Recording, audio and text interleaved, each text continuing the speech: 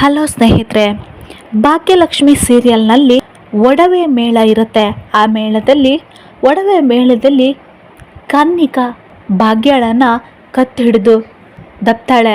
ಅದನ್ನು ನೋಡಿ ಅವಳ ತಂಗಿ ಕನ್ನಿಕಾಗೆ ಜೋರು ಮಾಡ್ತಾಳೆ, ನಮ್ಮ ಅಕ್ಕನನ್ನು ಆ ಥರ ದೂಡು ರೈಟ್ಸ್ ನಿಮಗಿಲ್ಲ ಅಂತ ಜೋರಾಗಿ ಮಾತಾಡ್ತಾಳೆ. ಆವಾಗ ಕನ್ನಿಕಾ ಹೇಳ್ತಾಳೆ, ಬ್ಲಡಿ ಬೆಕ್ಕರ್, ಜೋರಾಗಿ ದೂಡ್ತೇನೆ ಅಷ್ಟೇ ಅಲ್ಲ ಕತ್ತು ಹಿಡಿದು ಆಚೆ ತಳ್ತೇನೆ ಅಂತ ಬಾಯಿ ಬಂದಾಗೆ ಕನ್ನಿಕಾ ಮಾತಾಡ್ತಾಳೆ. ಅದನ್ನು ನೋಡಿ ಭಾಗ್ಯ ತಂಗಿ ಸುಮ್ಮನಾಗಿ ಬಿಡ್ತಾಳೆ. ಆವಾಗ ಭಾಗ್ಯ ಹೇಳ್ತಾಳೆ, ನೀವು ಈ ಥರ ಮಾಡೋದ್ರಿಂದ ನಾವು ಪರೀಕ್ಷೆ ಬರೆಯಲ್ಲ ಅಂತ ಅಂದ್ಕೊಂಡಿರ್ಬೋದು, ಆದರೆ ನಾವು ಬರೆಯೋದು ಬಿಡಲ್ಲ ಅಂತ ಭಾಗ್ಯ ಹೇಳ್ತಾಳೆ.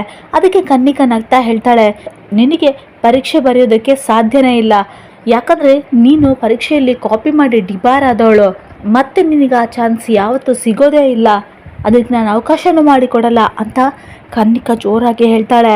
ಅದಕ್ಕೆ ಭಾಗ್ಯ ಹೇಳ್ತಾಳೆ, ನೀನೇ ಅವಳು ಅದನ್ನು ತಡೆಯೋದಕ್ಕೆ, ನಾನು ಮತ್ತು ನನ್ನ ಮಗಳು ಎಕ್ಸಾಮ್ ಬರಿತೀವಿ, ಪರೀಕ್ಷೆಯಲ್ಲಿ ಪಾಸ್ ಆಗ್ತೀವಿ ಅಂತ ಭಾಗ್ಯ ಕನ್ನಿಕಾಗೆ ಚಾಲೆಂಜ್ ಮಾಡ್ತಾಳೆ.